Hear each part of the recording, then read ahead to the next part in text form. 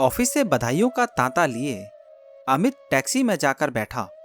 आज उसे रास्ते का ट्रैफिक कुछ ज्यादा ही लगा और टैक्सी की स्पीड भी कुछ ज्यादा ही कम लग रही थी। उसने ड्राइवर से जल्दी चलाने को कहा, लेकिन शायद उसने गिनती नहीं की थी, पर वो पिछले 5 मिनट में 3 बार ड्राइवर को जल्दी चलाने के लिए बोल चुका था। जैसे ही वो चौथी बार बोलने को हुआ, ड्राइवर ने पलटकर जवाब दिया, सर हॉस्पिटल पहुंचना है कि सीधे हॉस्पिटल में भर्ती हो जाना है?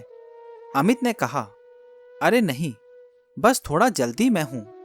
ड्राइवर ने कहा, हॉस्पिटल में कोई सीरियस है? अमित ने कहा, नहीं नहीं, मेरी वाइफ प्रेग्नेंट है। घर वाले उसे हॉस्पिटल लेकर गए हैं। आज शायद डिलीवरी हो सकती है। ड्राइवर ने कहा, यह तो खुशी की बात है, आप इतना टेंशन क्यों लेते हैं? मैं समय से पहुंचा दूंगा। अमित ने कहा, बस थोड़ा जल्दी। ड्राइवर ने कहा, आपके जितनी जल्दी मुझे भी है। अमित ने कहा, आपको किस बात की जल्दी? ड्राइवर ने अपने सामने लगी एक तस्वीर की ओर इशारा करते हुए कहा, आज मेरी बेटी का जन्मदिन है। आज वो 7 साल की हो गई है। घर में एक छोटी सी पार्टी रखी है। देर से पहुंचूंगा तो नाराज हो जाएगी। अमित तस्वीर की तरफ देखकर बोला, आपकी बेटी बहुत प्यारी है। क्या नाम है इसका? ड्राइवर ने कहा, संध्या नाम है। अमित ने कहा, नाम तो बहुत प्यारा है। ड्राइवर बोला, ये नाम मैंने ही रखा था, क्योंकि जिस दिन ये पैदा हुई थी उस दिन से मैं अपने जीवन में सबसे अधिक खुश था। आज भी उसको हंसते हुए देखता हूं तो उससे ज्यादा खुशी और कहीं नहीं मिलती। अमित भी अपनी आने वाली संध्या को मन में महसूस कर सकता था। लगभग 15 मिनट बाद हॉस्पिटल के पास उतरते हुए उसने जैसे ही पर्स निकाला, ड्राइवर ने उसे रोका और बोला, नहीं सर, आज पैसे नहीं। अमित ने आश्चर्य से पूछा, क्यों? ड्राइवर बोला, पिछले 7 साल से हर साल अपनी बेटी के जन्मदिन पर फ्री सर्विस देता हूं। पहले रिक्शा चलाता था तब भी, आज कैब चलाता हूं तब भी।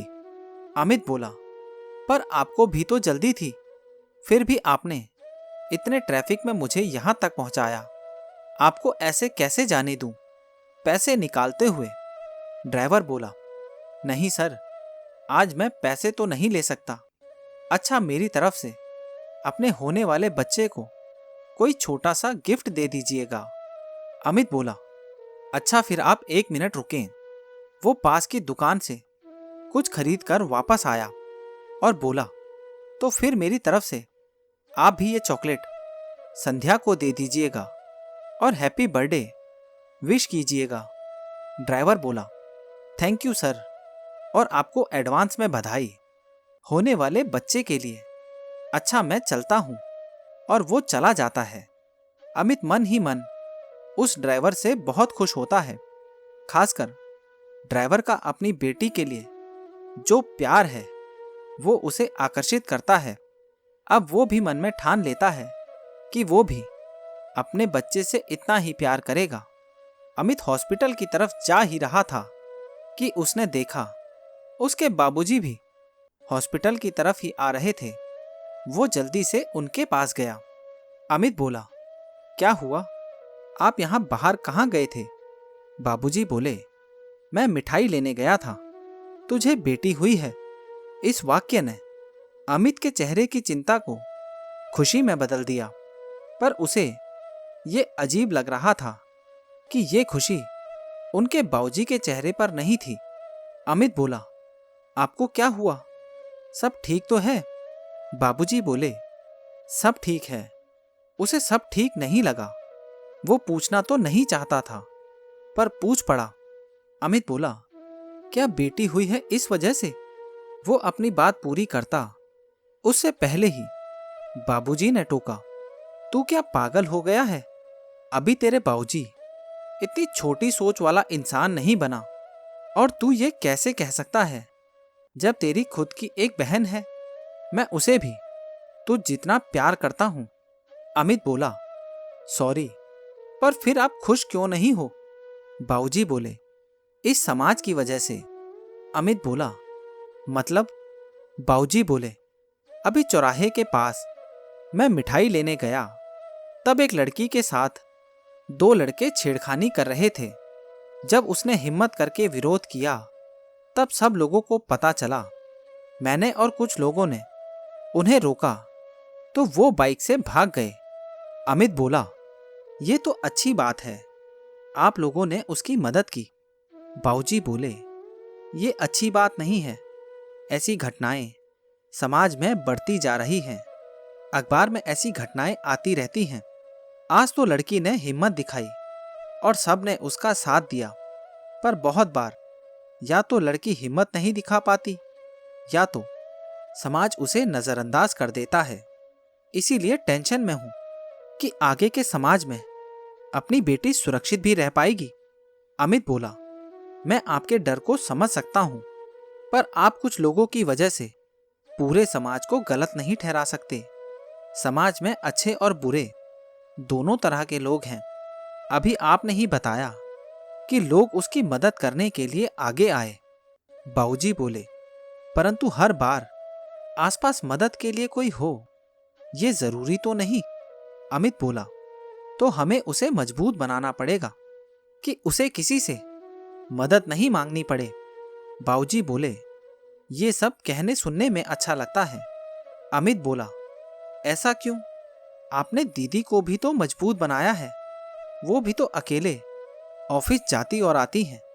बाबूजी बोले, डर तो मुझे तेरी बहन के लिए भी लगता है, पर उसकी इच्छा की वजह से नहीं रोकता। अमित बोला, आप कब से इतना डरने लगे? मैंने तो आपको हमेशा दीदी को सपोर्ट करते देखा है, चाहे वो पढ़ाई हो, उनके डांस सीखने की जिद हो या कुछ और। आपने तो आज तक उन्हें ऑफिस जाने से नहीं रोका, तो फिर आज क्यों? बाबूजी बोले, तुम शायद न्यूज़ नहीं सुनते। उसमें दिखाते हैं कि अब तो एक लड़की को अपने भाई और बाबूजी पर भी शक करना चाहिए। मतलब कि भाई बहन और पिता बेटी का रिश्ता भी सुरक्षित नहीं रहा। अमित बोला, आप कहाँ की बात कहाँ ले जा रहे हैं? अभी मैं जिस कैब में आया, उसका ड्राइवर अपनी बेटी के जन्मदिन पर सबको फ्री सर्विस दे रहा था। क्या अब आप उस पर भी शक करेंगे?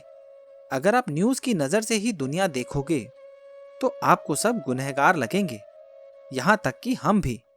इसीलिए न्यूज़ से बाहर की दुनिया को देखिए, यहाँ अच्छे लोग भी हैं। बाबूजी मुस्कुराते हुए बोले, शायद तुम सही कह रहे हो। मैं आजकल कुछ ज़्यादा ही न्यूज़ देखने लगा हूँ और कल के डर से आज की खुशी को भूल गया। अब जल्दी चलो, सब अंदर इंतजार कर रहे होंगे। अंदर अमित की माँ उसकी बेटी को गोद में लिए उसकी पत्नी के पास बैठी थी। अमित अपनी बेटी को देखते ही उसे माँ की गोद से लेता है। माँ बोली, आप दोनों इतनी देर कहाँ थे? इतनी देर में तो हम दोनों ने इसका नाम भी सोच लिया। अमित ने उत्सुकता से पूछा, क्या सोचा? माँ ने कहा, संध्या। ये नाम सुनकर उसे उस कैब ड्राइवर की बेटी की तस्वीर याद आ गई और वह मुस्कुराता हुआ अपनी संध्या को देख रहा था। तो दोस्तों, ये कहानी आपको कैसी लगी और इस कहानी के बारे में आपकी क्या राय है? नीचे कमेंट बॉक्स में ज़रूर बताना। और अगर अभी तक आपने चैनल को सब्सक्राइब नहीं किया है तो सब्सक्राइब कर लेना।